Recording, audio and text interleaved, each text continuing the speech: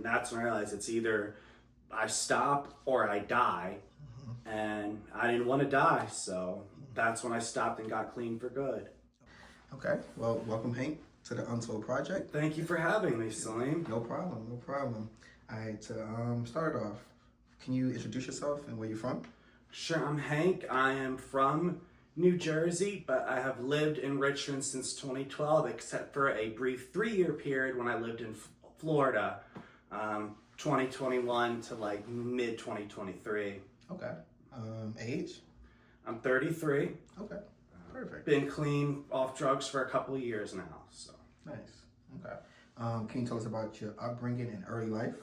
sure. So we moved to New Jersey when I was 6. Early childhood, good, like fairly wealthy family. When I was about 14, my family moved from an urban area to like suburban, kind of rural area. Thinking it'd be like a good fit for me and a good fit for the family, thinking it was safe. What we didn't know, and what would really get me started, was area had a huge drug problem. All the teenagers did hard drugs, and that's when I got in with the crowd. And the area wasn't really much to do, but people's families had money. It wasn't far from the city, and you kind of had to be high to like enjoy being there. So everybody just partied and did drugs, and I just kind of got into it. Tried drinking and smoking weed for the first time when I was 16. When I was 17, weed became a hobby, and I tried hard drugs the first time I was 17, particularly cocaine and ecstasy. And then when I was 18, those things became a hobby as well, along with some other stuff. And that's where everything, like my whole bad habits, that's where they got started. And then when I moved to Richmond in 2012, I took those same habits that I had developed there with me to Richmond and just had the same problem, just in a different area with different people. Okay. During your time in New Jersey, did your parents know that you was getting into or starting the drugs and alcohol? So they knew I drank and smoked pot, and I'm sure they had an idea, but they didn't know I was doing hard drugs, and they definitely did not know the extent. And today I don't know if they really do, because that's something I don't like to talk to them about. But Okay. they may or may not have had an idea, but again, they definitely didn't know the full story, because if they did, they would have put me in rehab when I was a minor. Okay. When you first did the first hard drug you did in New Jersey, do you remember that experience? And how was it, if you do? So the first hard drug I did in New Jersey would have been cocaine. And I had never done coke before I was 17. So I remember getting it from my friend who sold drugs. So he gave me a deal on it, and then I took it to the park with some friends, and all my friends were afraid to do it because no one had tried hard drugs. So I was like kind of the test dummy. And I remember doing a line and just getting this burst of energy and just feeling amazing. It was like the happiest I ever felt. But then it only lasted about 15 minutes, and I had to do another line. And then word around school went that I had done coke, and I kind of became known as somebody who did coke. And then the other time I did hard drugs, it was 2009, the beach week, and this was my first time trying ecstasy. I'd never done E before, but it was a bunch of juniors and all the seniors from my school. I was a junior, and I wanted to impress the older kids, and my friend was selling ecstasy, and he gave me a pill. It was a yellow cherry, and I took that, and I remember that was literally just the most amazing euphoric feel ever. I could have been around my worst enemy, and he would have been my best friend at that moment. I remember never feeling so amazing. And then after doing that, starting that summer, I did a lot of ecstasy because of how much I loved it. And unlike cocaine, where the high doesn't last long, ecstasy, you can be feeling good for hours and hours, especially with what they had back then. Amazing. Okay. Perfect. And then you say you moved, after that experience, you moved to Virginia for college. Yeah, so I graduated high school in 2012, had a brief, I was originally planning to do the Marines, was kicked out of boot camp for fraudulent enlistment. Then I did a little bit of time at community college in New Jersey, and while doing that, I just graduated high school, so I was still in touch with a lot of people in high school. So while I was doing that, I was also going to a lot of parties, getting fucked up there a lot. Still managed to do well in the community college. Then around beginning of 2012, I moved to Richmond and did a semester or two at J. Sarge, and I transferred to VCU. Okay. And during that whole time, I was partying a lot. I was more of a pothead then because weed hadn't started making me paranoid yet. But I'm still doing drinking, still doing partying, but still managing to keep up with life and everything. I hadn't quite gotten out of control yet. Okay. So you still like function though? Yes. During the college I was years. a functioning addict, functioning alcoholic. Okay. So can you explain, so your time at VCU, do you feel that how did that shape the drugs? Was it good or bad being at VCU? Your college life? Well, it was good. I was happy with myself that I was in college. I was happy that I made friends that I really liked because that was something I was worried about in high school because I was very grateful that I wasn't one of those people who never left the hometown and just sat around missing the good old days in high school or the first years after high school while you watch all your high school friends go away and do something with yourself. So I was very happy with the fact that I was out of there with the group that I liked. And then within a year of being in Richmond, I realized I liked it a lot more than where I grew up because where I grew up, again, like I said, there's not much to do, whereas Richmond's a whole city. There's clubs, there's all types of people, everything's in walking distance, so I was a lot happier here. Okay. And it shaped me, the party life certainly shaped me. Again, the habits I developed in New Jersey, I was just kind of bringing that to Richmond and doing the same thing, but no, there was no parental supervision. I was surrounded by other people with no parental supervision. A lot of them just getting to college like me. It was just kind of a shit show and a free-for-all for a number of years. Okay. Yeah. You said that at first when you started VCU or college in Virginia, you started off just with pot and liquor. What changed to make it go from pot and liquor to the, let's say, harder drugs or different drugs? Do you remember that transition you took during the time at VCU? So there was always like occasional where I would do like cocaine when it was around, but that was the harder drugs probably got started as a real hobby when I moved to another house with roommates who were doing all the hard drugs probably around like 2017, and then some of my friends in that group had started doing the hard drugs, the same kind I'd been doing in New Jersey for a few years. And because I was around it again and had done it in the past, things like Molly, Coke, I started doing that on a regular basis as well as along with liquor. And also in 2015, weed began making me too paranoid. I was diagnosed with schizophrenia, so I could no longer smoke weed, or at least no longer smoke weed every day like I used to. So I had to fill the void, so I ended up filling that void with liquor and other drugs. Okay. And that's when the hard drugs really started getting out of control. In VCU, what hard drugs did you do when you transitioned during your time at VCU? So it started with cocaine and Molly. And it was like that till COVID came in 2020. And around that time in 2020, during all the protests I was participating in, I also started dating a girl who was really into heroin. So once I started dating her, I got into it, and I was getting that free money every week. If you remember, everyone was getting like $700 a week to not work. So I had money, and I had someone who I really liked who had the habit, and then once I started doing therapy, I really liked the habit because it does make you feel amazing. So I started doing heroin with her. I liked it so much, but I knew I didn't get off it, so I thought, there were other reasons I dumped her too, but I thought, if I dump her, I'll stop doing heroin. But I liked it so much that even after I dumped her, I wasn't able to stop for more than a month because I realized, I liked it so much, it didn't matter if she was around me or not. So then I started doing it again. And I did that for a number of months. And then in early 2021, I remember I was in the back of I was with my two friends, we'd just gone to cop. And I had done a few bumps of heroin. I was fortunately not shooting it up, I was snorting it. But I overdosed in the back of my friend's car. And my friend had to rush me to his mom's house with Narcan me. And I thought I was going to stop after that. But within 2 days, I was back out doing it again with my friends. And I realized, I'm not going to stop that professional help. I even talked to my therapist ahead of time about it. And we agreed rehab would be the best choice. So in February of 2021, me and my therapist we talked to my parents. He just said, Hank needs to go to rehab. Didn't even get into it. Why? Because I wasn't comfortable telling them that, which most people wouldn't want to. And within 24 hours, I was on a plane to Florida to a rehab program called First Step, completed the program, came out of the program with money because I was collecting unemployment in there, and I was sober. I was in a sober living, working a good job. Okay, how was your experience in rehab? Very good. And I'm only in touch with one friend from rehab now, and what did kind of suck, normally in rehab, they'll take you to the movies, take you bowling, take you to the beach, doing all these fun activities.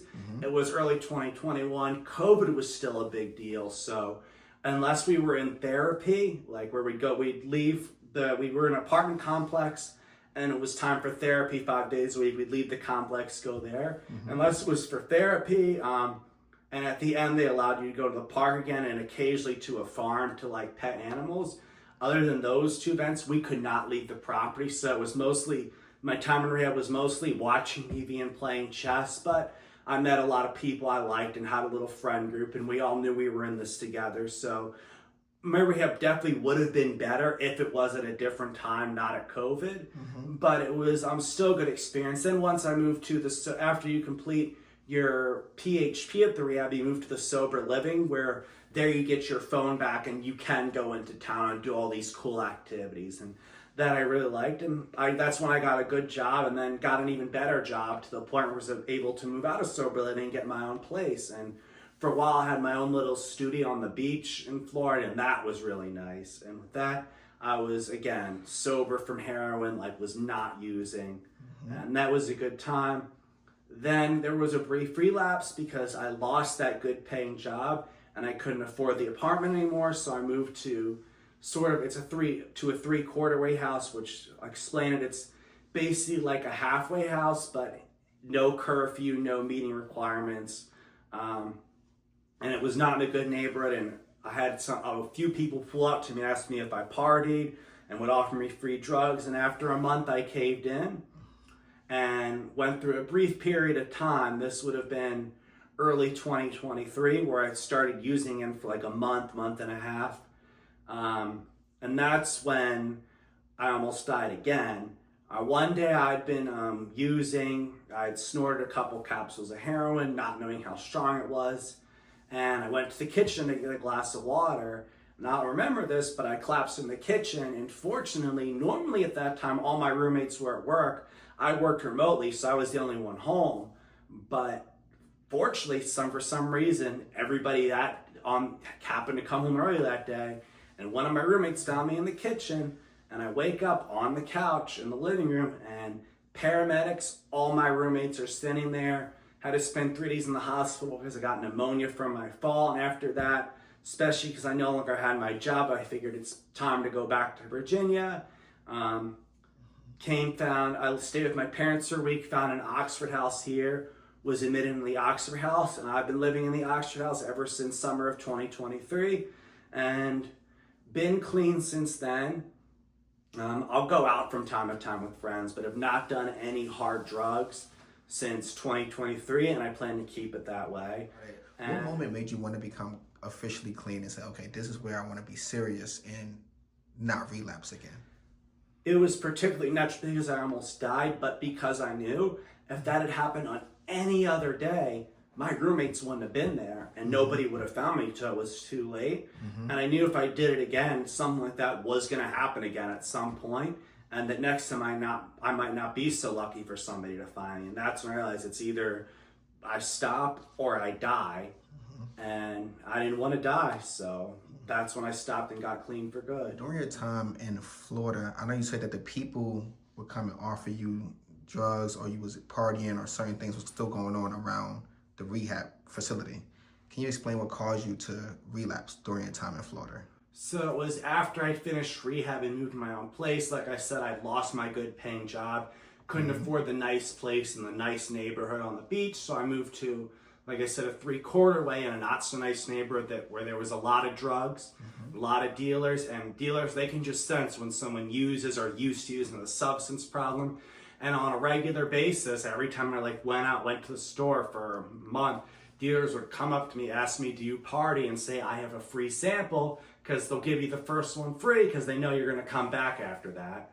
And after enough people offering me free drugs, just like any other addict would, of course I eventually said yes, and that's what started me off again. That went on for about a month and a half till, like I said, I almost died, and fortunately my roommates found me. And after that is when I moved into Virginia, moved into an Oxford house, which is a sober living home without any staff, governed by the tenants itself.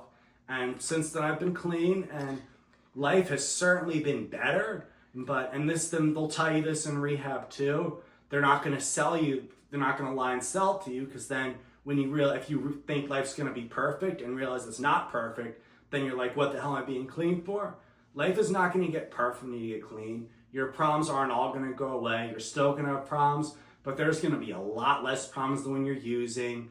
You don't have to worry about wake up every day, how am I going to get high today? Not having any money because you spent all your money on drugs. Not having people not want to associate with you because you're strung out on heroin.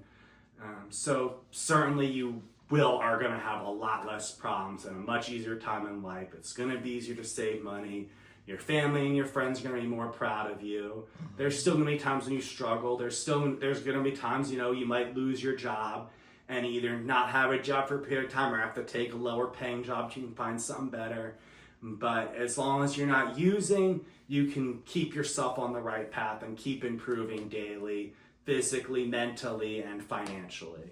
Okay, perfect. Do you feel like it's anything right now that's keeping you grounded and away from the drugs and alcohol? One, not wanting to die, and specifically just how much easier and better life has been since being sober. And kind of what we talked about, how I had that period of time of sobriety when I was working a good paying job and had money in the bank, and then when I relapsed, had no money, my whole paycheck was just going to drugs. And it just made me realize, like, as I had relapsed, like, wow, everything when I was sober, it was so much better. I had money and all these nice things. I could buy what I wanted. I could go out to eat whenever I wanted. So just having that, just realizing that, like, that better life is there. You just need to be sober to have it. Okay.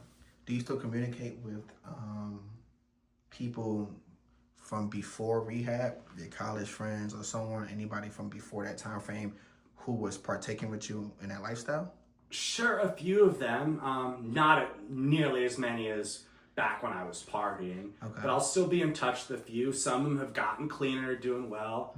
A few are dead, unfortunately. And the friend group I had in New Jersey's broken up. The friend group I had in Richmond back when I was partying is mostly broken up. I'll still talk to them and see a few from time to time, but no one hangs out like they used to, so it's a little easier for me.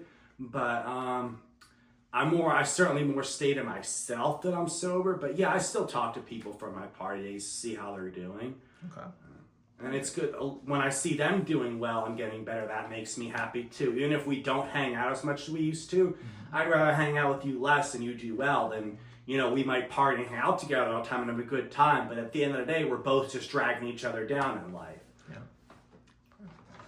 I agree with you on that. How's your relationship right now with your parents, siblings, and family? Much better. My brother told me when he heard that I relapsed and almost died, he was crushed.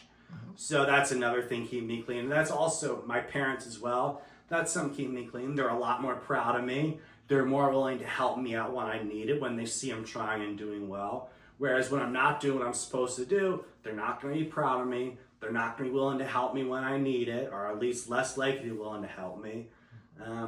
So certainly a better relationship with my siblings and my family is another factor in staying clean as well. Okay, perfect. Okay, and then one more. Can you explain the greatest life lesson you feel you learned so far? The greatest life lesson that you feel life taught you so far? That's a hard one, but it is hard. But sometimes I think what I'm going to realize in life, there's going to be good times, there's going to be bad times, sober or not sober. But people, they're going to come and go. Friends, girlfriends, romantic partners, jobs, that's where I'm going to go. But the number one thing, at least for what in my life, is to just try and stay positive. Don't mope on the past. I was very negative when I was using. When a friend said they were going to get sober back and use, and I would straight tell them to their face, I think they're going to relapse. I don't do that anymore. I don't dwell on negativity. Try to just stay positive when things get tough, and you know your chances of being sober and being happy are going to increase a lot. Okay, perfect. And do you have any key advice to people who's trying to become clean or sober? Absolutely, and I want to say, and I thought I was hopeless, and a lot of my friends thought I would be hopeless and either be dead or doing the same shit I was doing when I was younger that I'd be doing at 33 now. But I want you to know that it is possible, and the life does get a lot better. Like I said, not perfect, and that's another life lesson too. Life's not going to be perfect just because you're sober. But I can promise you that when you get sober, a lot of your problems are going to go away. Not all of them, but it is going to get a lot easier. And it gets easier with time. When you're first getting sober, you're going to have a lot more cravings.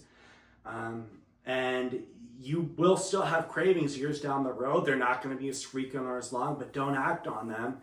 And just keep in a routine when you've gotten sober. It's like losing weight.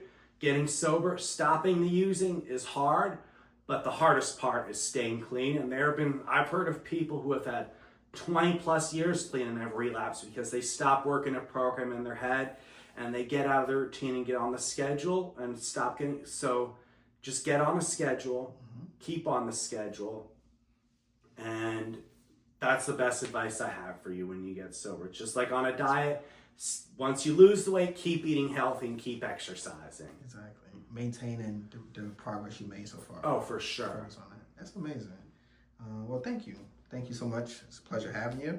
You too. And, thank you for having me. Yeah, no problem, man. And congratulations on your sobriety and Thank you made it you. clean. That was an amazing thing. Yeah, And, it'll be 2 years next week, actually. amazing. So, yeah. Congratulations. But thank you, and we hope to have you again. It's the Untold Project. Of course, I would love to. Okay. Thank you, Hank.